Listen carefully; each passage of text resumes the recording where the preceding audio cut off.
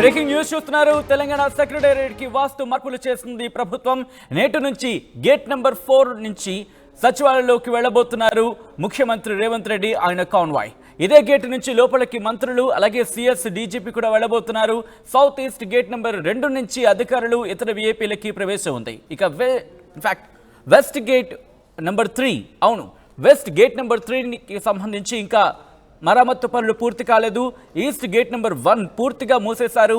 రాత్రి వేళలో సెక్రటేరియట్లో వాస్తు మార్పులు చేస్తున్నారు. ఈ నేపథ్యంలో అధికారులకి విధులకు ఇబ్బందులు కలగకుండా పనులు చేస్తున్న విజువల్స్ మీరు చూస్తున్నారు. ఎస్, మా ప్రతినిధి మధు అప్డేట్స్ అందించేందుకు రైల్వే సిద్ధంగా ఉన్నారు. మధు, ప్రస్తుతం పరిస్థితి ఏంటి అక్కడ?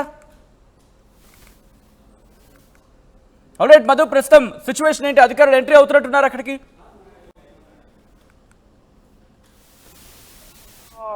గేట్ నెంబర్ 2లో నుంచి ఎంట్రీ అయినటువంటి రేవంత్ రెడ్డి ముఖ్యమంత్రి తర్వాత మంత్రులు అధికారులు ఇప్పుడు గేట్ 4 నుంచి ఎంట్రీ అవుతా ఉన్నారు. మనం చూస్తా ఉన్నాం.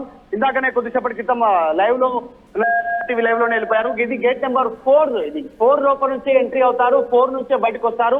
మనం ఇటు చూస్తే పక్కనే ఎన్టీఆర్ గార్డెన్ ఉంది. ఎన్టీఆర్ గార్డెన్ పక్కన ఎదురుగా హుస్సేన్ సాగర్. ఈ గేట్ నుంచి డైరెక్ట్ గా లోపలికి వెళ్ళిపోతారు. సీఎం సంబంధించినటువంటి ఛాంబర్ వరకు డైరెక్ట్ గా వాహనాలు వెళ్ళిపోతాయి. ఇటువైపు ముందున్నటువంటి ఏరియా అంతా పార్కింగ్ ఏరియా.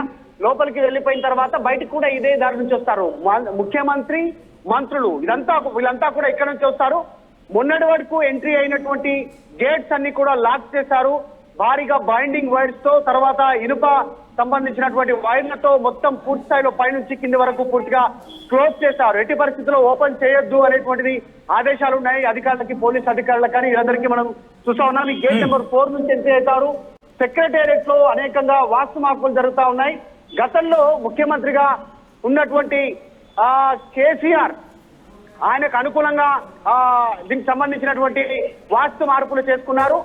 ఆయన లక్కీ నెంబర్ 6 కేసీఆర్. సో దానికి అనుగుణంగా 6th ఫ్లోర్ లో సీఎం ఛాంబర్ ఏర్పాటు చేసుకున్నారు. సీఎం ఛాంబర్ లో ఆయన కార్నర్ లో ఆయనకు సంబంధించినటువంటి వాస్తు ప్రకారం అక్కడ ఏర్పాటు చేసుకున్నారు. అక్కడే ఆయన కొత్త సెక్రటరీ నిర్మాణం అయిన తర్వాతనే ఇక్కడికి వచ్చారు. అదే ఛాంబర్ లో కూర్చున్నారు. అక్కడి నుంచి కొన్ని రోజులు పరిపాలన కొనసాగించారు.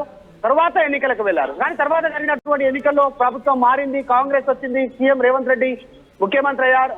రేవంత్ రెడ్డి సీఎం అయ్యారు. అయిన తర్వాత Revanth Reddy lucky number 9. So అక్కడ నుంచి 9వ ఫ్లోర్ కి మారనున్నారు. ఇప్పుడు ఆల్రెడీ గేటు, ఎంట్రీ, అవుట్ ఇవన్నీ మారిపోయాయి. కేవలం అధికారులకు సంబంధించినటువంటిది మాత్రం సౌత్ ఈస్ట్ గేట్ నుంచి ఎంట్రీ అవుతారు. ఇక్కడ మాత్రం ఇలా నార్త్ ఈస్ట్ గేట్ నుంచి సీఎం మంత్రులు వెళ్ళడానికి ఏర్పాట్లు చేశారు. మనం ఒక్కసారి సెక్రటరీ విజువల్స్ చూస్తే సచిన్ ఎక్స్ప్లెయిన్ చేస్తే ఎక్కడైతే టూమ్ కనిపిస్తా ఉందో చాలా హైట్ లో ఉన్నటువంటి టూమ్ ఇక్కడ మొత్తం ఏర్పాటు చేసిన హైట్ లో ఉన్నటువంటి టూమ్ లో 9th ఫ్లోర్. ఈ ఫ్లోర్ లోనే 9th ఫ్లోర్ మనం ఏదైతే చూస్తా ఉన్నాం ఇక్కడ 9th ఫ్లోర్ ఉంది. అందులో 9వ ఫ్లోర్ లోకి ముఖ్యమంత్రి రేవంత్ రెడ్డి మారనున్నారు. ఇప్పుడున్నటువంటి 6th ఫ్లోర్ నుంచి ఆ టూమ్ లో భారీగా ఆ మార్పులు చేర్పులు వర్క్ జరుగుతా ఉంది.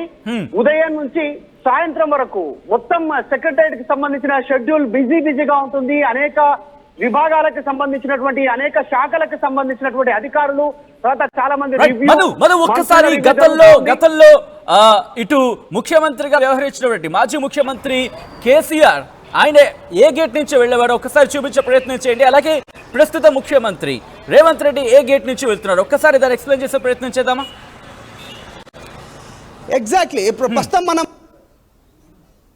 ఇది నార్త్ ఈస్ట్ కి సంబంధించినటువంటి గేటు. గతంలో ఇది క్లోజ్ ఉండేది అత్యవసర పరిస్థితుల కోసం, కానీ కొన్ని బయటికి వాహనాలు వెళ్లేటువంటి దానికోసం దీన్ని ఉపయోగించేటువంటి వారు.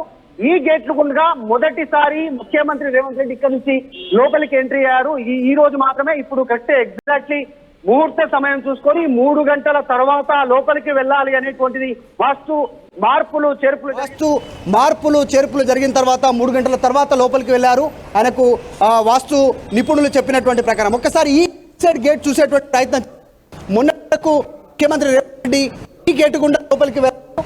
ఇదే గేటు నుంచి కూడా సీఎం ఉన్నప్పుడు కేసీఆర్ ఈ గేటు గుండా ఎక్కడైతే మనకు పైన ఆర్చ్ లాగా కనిపిస్తా ఉందో ఆ ఆర్చ్కి సంబంధించినటువంటి గేట్ నెంబర్ ఆ గేట్లో నుంచి కేసీఆర్ వెళ్ళేవారు, మంత్రులు వెళ్ళేవారు. మొన్నటిదాకా రేవంత్ రెడ్డి కూడా ఇదే గేట్ నుంచి ఎంట్రీ అయ్యారు, అదే గేట్ నుంచి ఎగ్జిట్ అయ్యేటువంటి వారు. కానీ వాస్తు మార్పులు చేసిన తర్వాత ఆయనకు అనుకూలంగా తనకు అనుకూలంగా తనకు వాస్తు మార్పులు జరిగిన తర్వాత మాత్రం ఈ రోజే కొద్దిసేపటి క్రితం ఇక్కడ నుంచి వెళ్ళారు. మనం చూస్తూ ఉన్నాం, కొద్దిసేపటి క్రితం ముఖ్యమంత్రి వెళ్ళారు రేవంత్ రెడ్డి. తర్వాత మంత్రులు అందరూ కూడా ఈ గేట్ నుంచి ఎంట్రీ అవుతా ఉన్నటువంటి సిచ్యువేషన్ ఉంది. సో ఇక ఆ గేట్లు దాదాపు క్లోజ్ ఉండేటువంటి అవకాశం ఉంది. మొన్నటి వరకు విజిటర్స్ కోసము, తర్వాత కొద్ది మంది లోపల పనిచేసేటువంటి ఉద్యోగుల కోసం ఏదైతే gate number south east gate ఉందో, సౌత్ ఈస్ట్ గేట్ నెంబర్ 1, ఆ గేట్ నెంబర్ 1 అలాగే ఉంటుంది అక్కడ. తర్వాత నార్త్ ఈస్ట్ గేట్, ఈ 2 గేట్లు మాత్రమే ఓపెన్ ఉంటాయి. అత్యవసర పరిస్థితుల కోసం మాత్రం మనం చూస్తా ఉన్నటువంటి సెక్రటేరియట్ బ్యాక్ ఎండ్ లో దానికి సంబంధించి ఒక అత్యవసర ద్వారం ఉంది. ఎమర్జెన్సీ ఫైర్ కి సంబంధించినటువంటి విషయంలో కావచ్చు, అత్యవసర విషయాల్లో కావచ్చు, ఏదైనా మాక్ డ్రిల్ నిర్వహించేటువంటి సమయంలో కావచ్చు, భద్రతాపరమైనటువంటి ఇష్యూస్ తలెత్తినటువంటి సిచ్యువేషన్ లో మాత్రం ఈ సెక్రటేరియట్ బ్యాక్ సైడ్ ఉన్నటువంటి గేట్ ను ఉపయోగించడానికి అధికారులు సిద్ధంగా ఉంటారు. అక్కడ భారీగా సెక్యూరిటీ ఉంటుంది. 4 వైపులా ఉన్నటువంటి సెక్రటేరియట్ కి 4 వైపులా 4 ద్వారాలు ఉన్నాయి, కానీ భారీగా సెక్యూరిటీ ఉంటుంది. పూర్తిగా పోలీసుల ఆధీనంలో ఉంటుంది ఏరియా అంతా కూడా. సో రేవంత్ రెడ్డి వాస్తు మార్పుల సందర్భంగా ఈ గేట్ నుంచి ఎంట్రీ అయ్యారు, ఇదే గేట్ నుంచి కూడా ఎగ్జిట్ అవుతారు. మంత్రులు కేవలం ఐఏఎస్ అధికారులు, తర్వాత ప్రిన్సిపల్ సెక్రటరీలు, తర్వాత ఈ కీలకమైనటువంటి వ్యక్తులు ఈ గేట్ ద్వారా ఎంట్రీ ఎగ్జిట్ ఉంటుంది.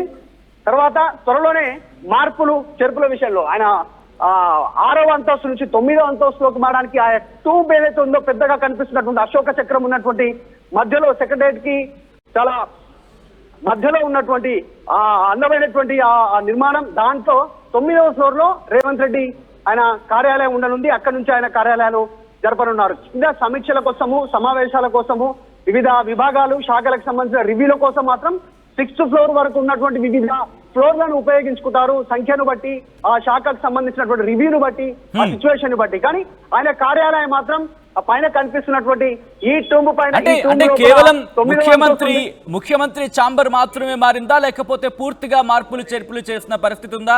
అధికారుడికి సంబంధించి కావచ్చు, లేకపోతే ఇతర మంత్రి మండలికి సంబంధించిన మంత్రివర్గానికి సంబంధించి కావచ్చు, పూర్తిగా మార్పులు చేర్పులు చేశారా?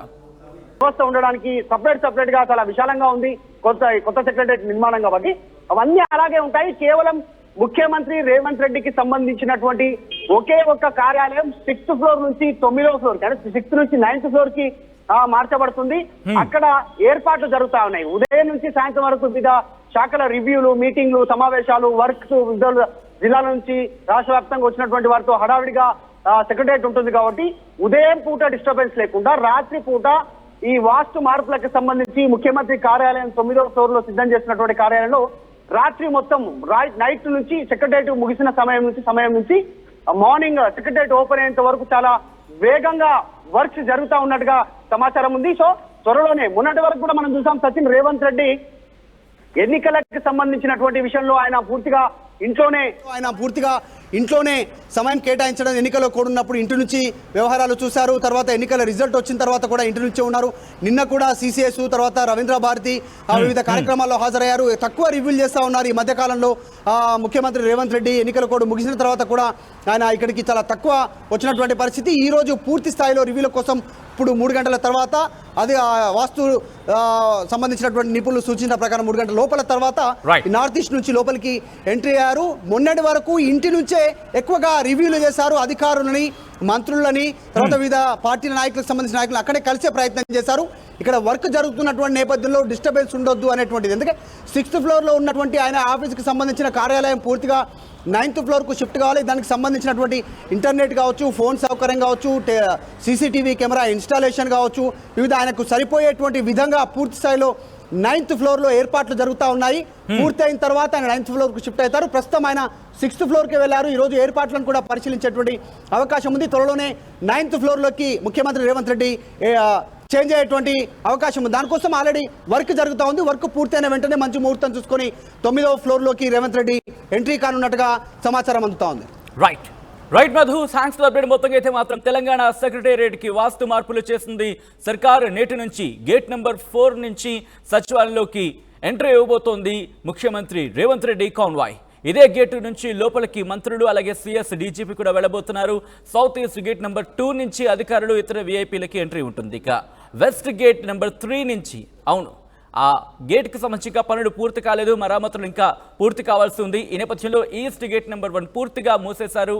అదే దాంతోపాటు రాత్రి వేళలో సెక్రటేరియట్లో వాస్తు మార్పులు చేస్తున్నారు అధికారులు. ఎందుకంటే విధులకు ఎవరి విధులకు ఆటంకం కలగకుండా అధికారులు ఆ పనులను పూర్తి చేస్తున్నారు.